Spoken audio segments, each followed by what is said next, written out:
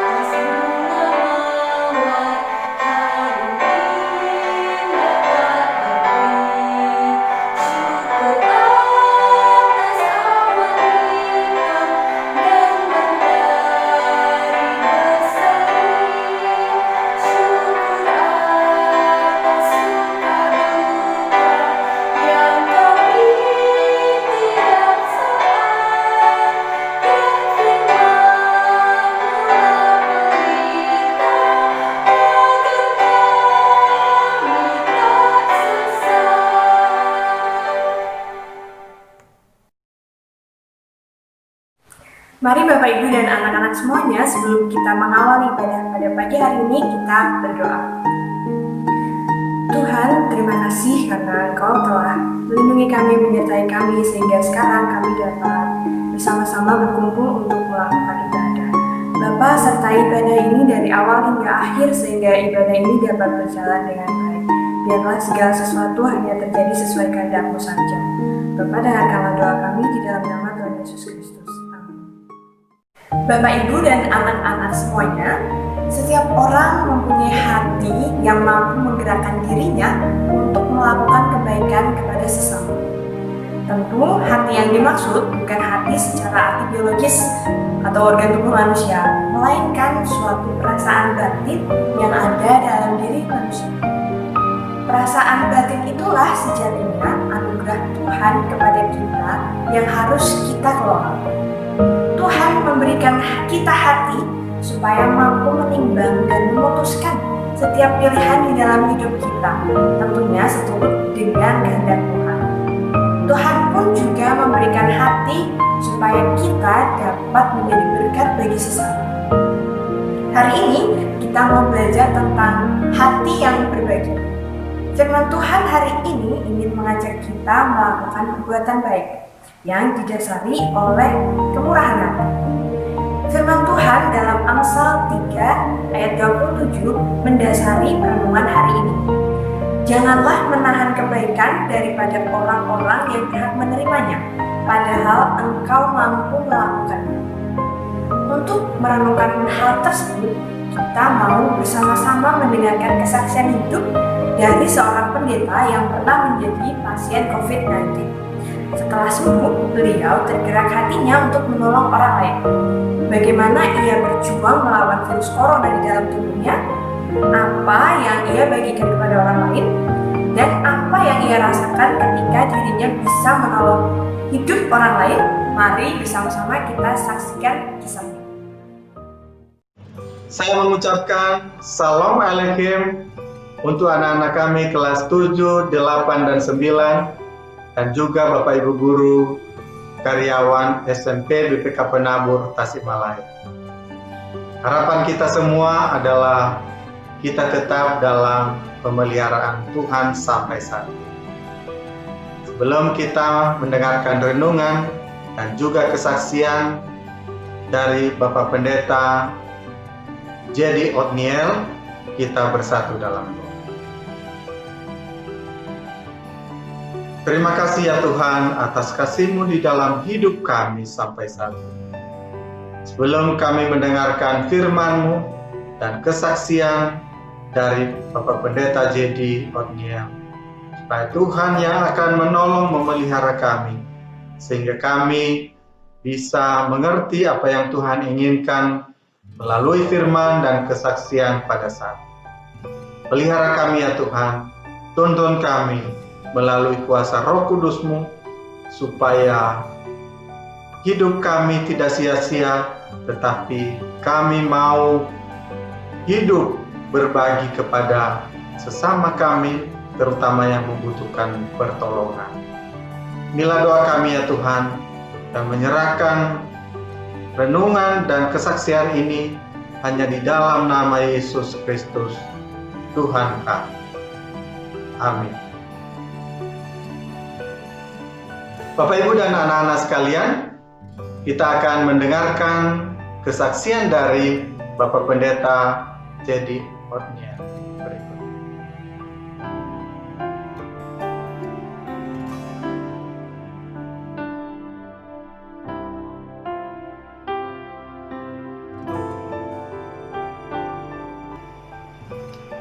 Saya Yedi Otniel Lilinda. Saya adalah pendeta GKI dengan basis pelayanan di Jemaat GKI Sunter. Saya juga bertugas sebagai pendeta konseling di BPK Penabur Komplek Kelapa Gading. Beberapa bulan yang lalu, saya terinfeksi COVID-19.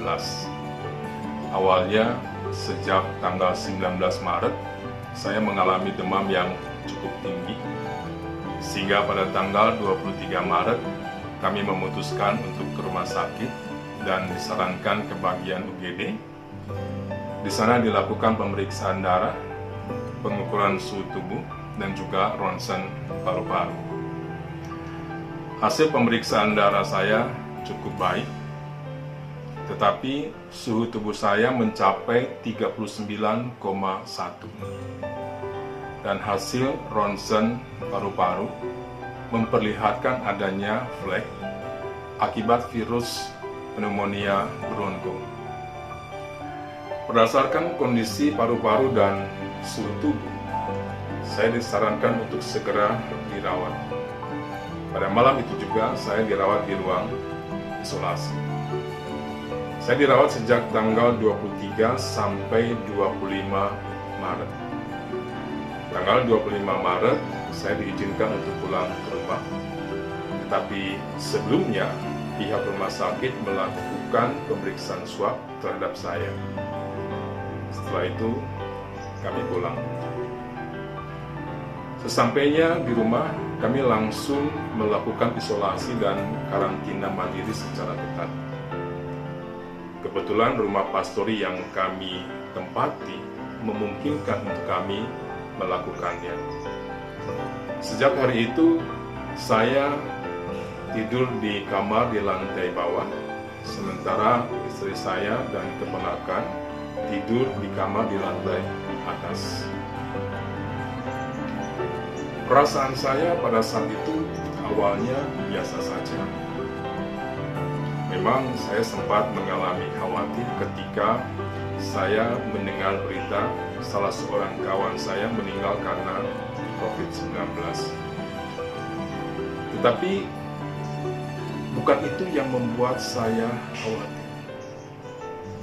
Yang membuat saya khawatir oleh karena sampai pada hari itu saya belum menerima hasil pemeriksaan swab saya. Apakah positif ataukah negatif? Saya belum tahu. Kalau hasilnya negatif mungkin tidak terlalu masalah. Tetapi kalau hasilnya positif, bagaimana dengan istri dan keponakan saya yang selama ini tinggal satu rumah dengan saya? Pada saat itu, sebenarnya saya diajak untuk berdoa lagi berdoa lagi, dan berdoa lagi. Saya melakukannya, sehingga saya mengalami ketenangan, sehingga saya juga bisa berpikir secara positif mengenai peristiwa yang saya alami. Ketika Bapak Pendeta Jadi Otniel mengalami kekhawatiran, hal yang dia lakukan adalah berdoa, dan berdoa. Dia berdoa terus-menerus, berulang-ulang. Dia memohon petunjuk, dia memohon kasih dan penyertaan Tuhan di dalam permasalahan yang dia alami. Doa orang benar, bila dengan yakin didoakan, sangat besar kuasanya. Jadi kita jangan menyepelekan akan kuasa doa. Untuk anak-anak kami, ketika kalian nanti mau ujian, mau ulangan, silakan berdoa supaya Tuhan menolong kalian, memberikan ketenangan dalam pikiran kalian, sehingga bisa menjawab soal-soal dengan baik. Tetapi mereka tetap memberikan dukungan, mereka tetap memberikan semangat supaya saya bisa menjalani proses pemulihan itu dengan penuh sukacita. Begitu juga dengan rekan-rekan pendeta.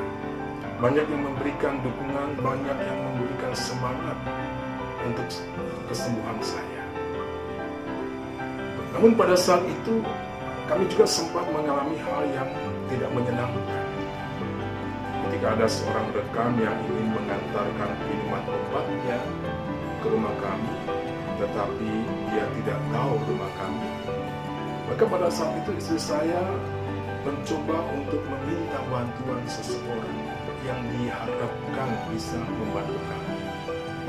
Tapi entah bagaimana, ada banyak alasan yang diberikan, sepertinya ia tidak mau membantu kami. Istri saya menceritakan kepada saya, dia kecewa, bahkan dia menangis.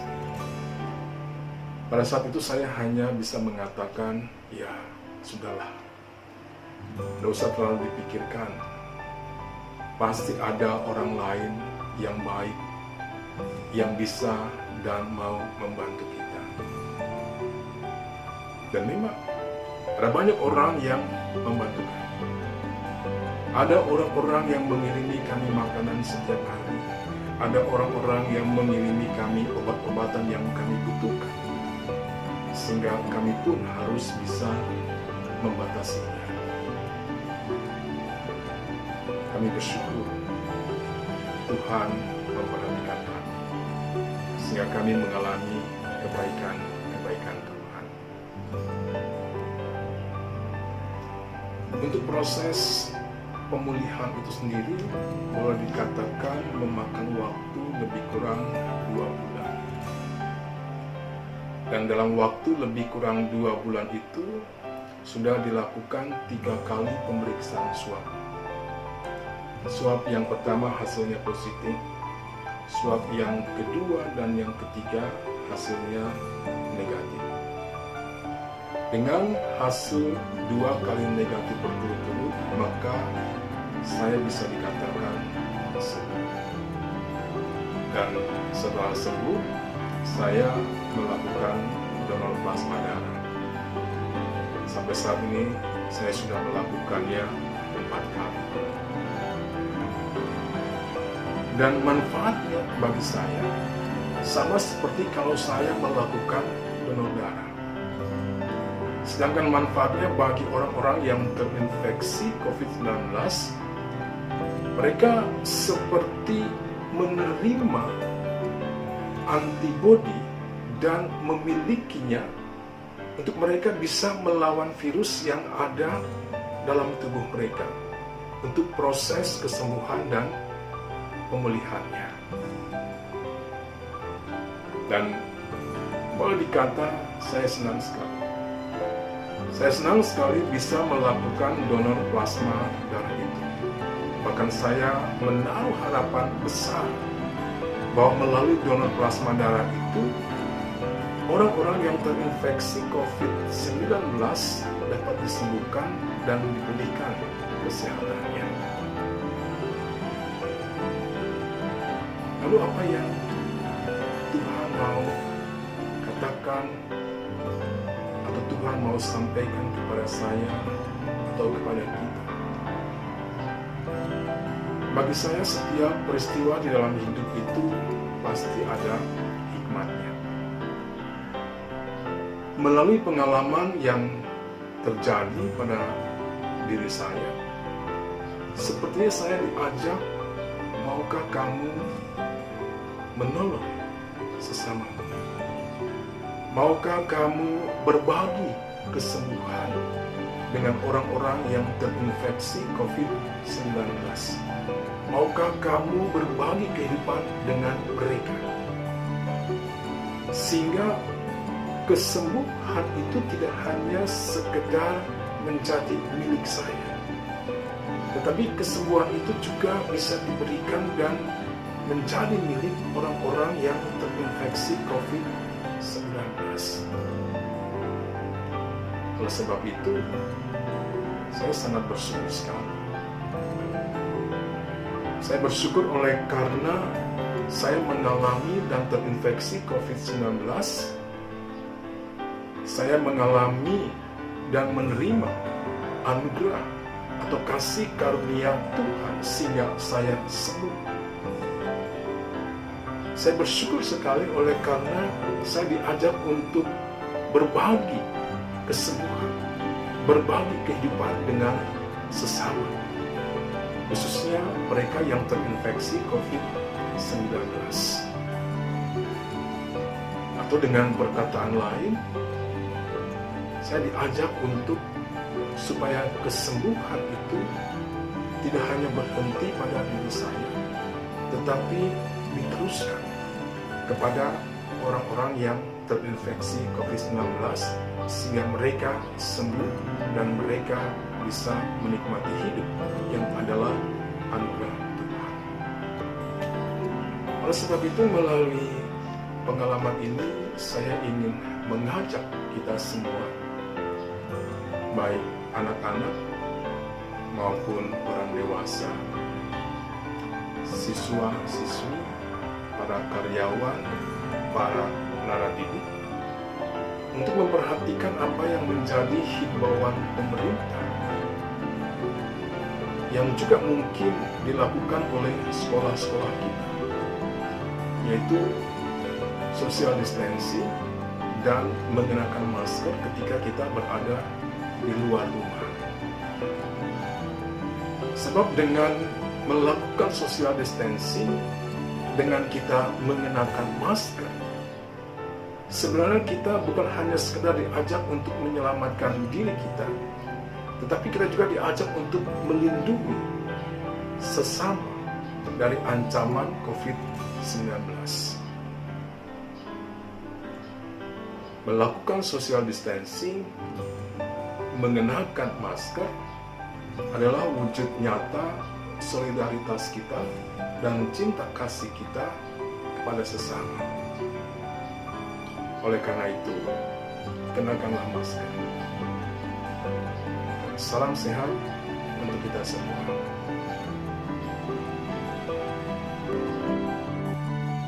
Setelah kita mendengarkan kesaksian dari Bapak Pendeta Jedi Otniel dan juga bacaan kita hari ini dari Amsal pasal 3 ayat 27, ada dua hal yang menjadi ajakan bagi kita semua.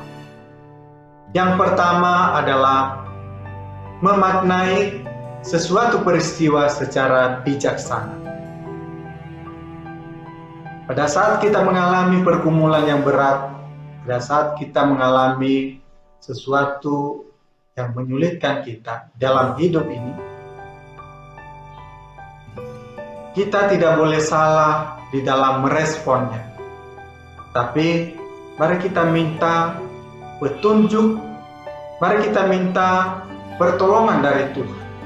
Karena Dia adalah yang memiliki hidup dan Dia bisa berkarya di dalam kehidupan kita, lewat peristiwa-peristiwa yang sulit yang kita alami.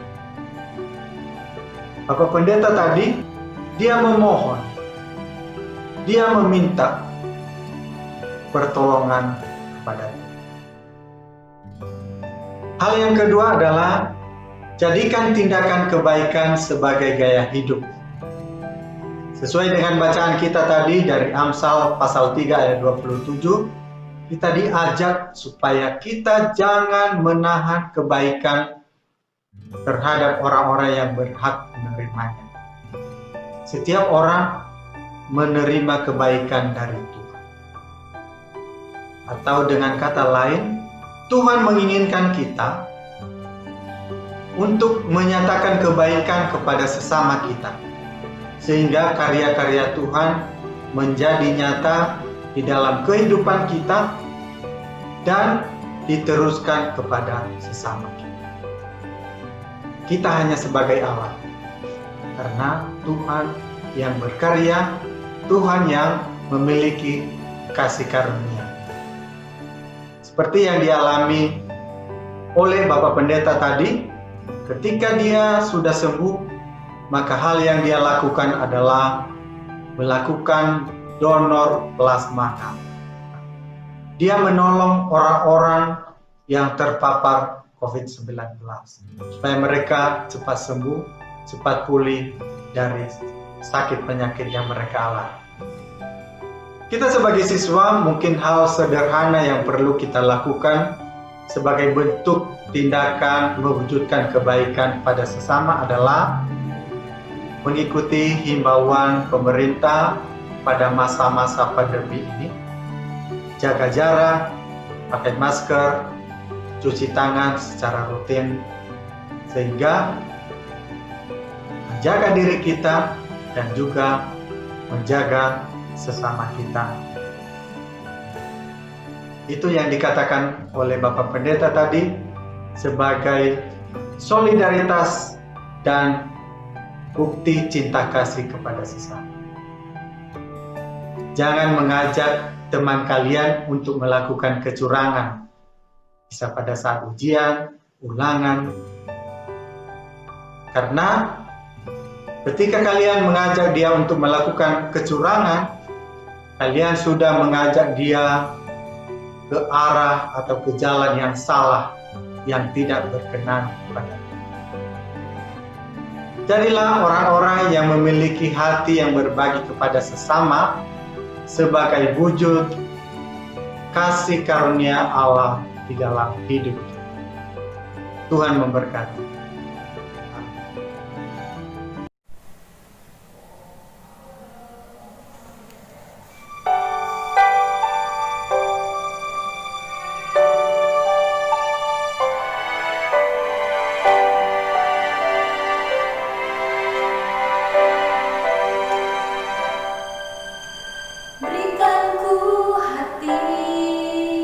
Seperti hatimu yang penuh dengan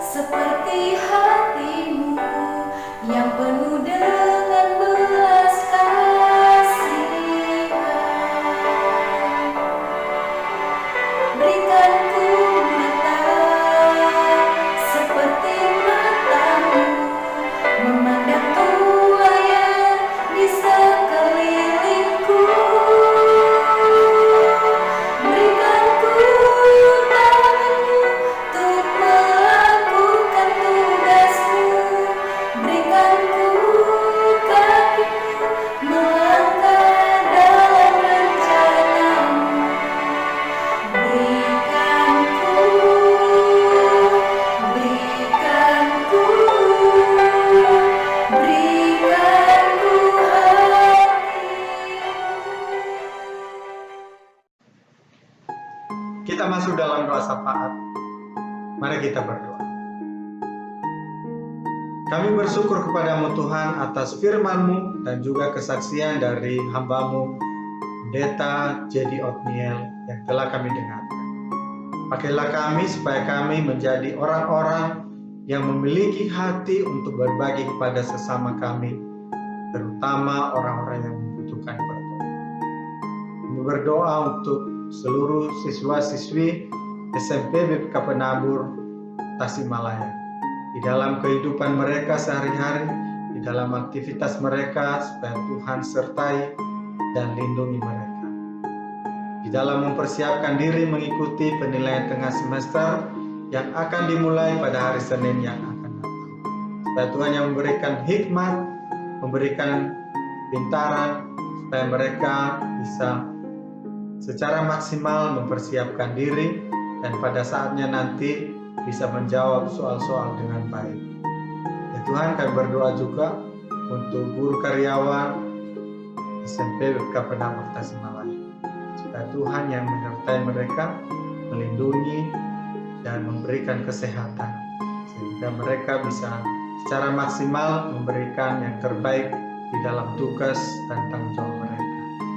Ya Tuhan, kami juga berdoa untuk orang tua siswa dalam keseharian mereka, dalam usaha-usaha mereka, supaya Tuhan berkati. Mungkin ada kendala pada saat ini karena pandemi COVID ini, tapi kami percaya Tuhan akan memulihkan mereka dan membangkitkan kembali usaha-usaha mereka supaya kembali normal. Itu juga Bapak Ibu pengurus Yayasan BPK Penabur Tasikmalaya, supaya Tuhan berkati mereka, berikan hikmat di dalam mengambil keputusan-keputusan yang tepat di saat-saat ini, sehingga sekolah kami Tuhan semakin maju dan semakin berkembang dan bisa mengatasi segala persoalan yang sedang kami hadapi pada saat ini. Ya Tuhan, kami menyerahkan bangsa dan negara kami, supaya Engkau yang menyertai negara kami ini, supaya pemerintah baik di pusat maupun di daerah, mereka bisa mengambil kebijakan yang tepat sehingga kami cepat pulih dari kondisi saat ini. Inilah doa kami ya Tuhan, yang kami naikkan melalui Anak Yesus Kristus, Juru Selamat kami. Amin.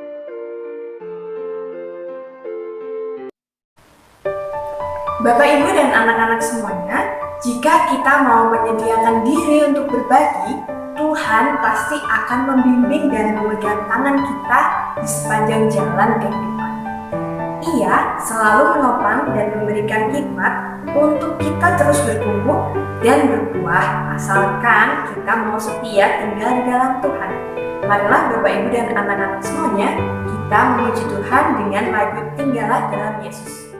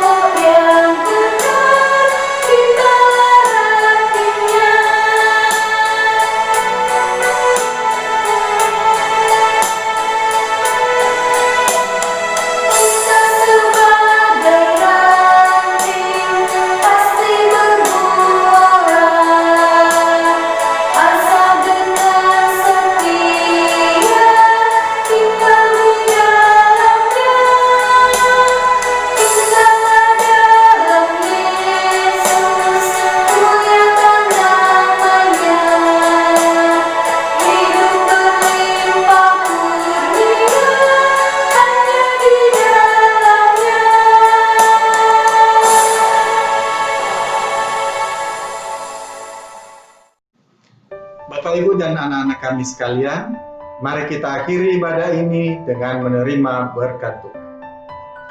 Kasih karunia dan damai sejahtera dari Allah Bapa kita dan dari Tuhan Yesus Kristus menyertai kita kini dan selama-lamanya. Haleluya.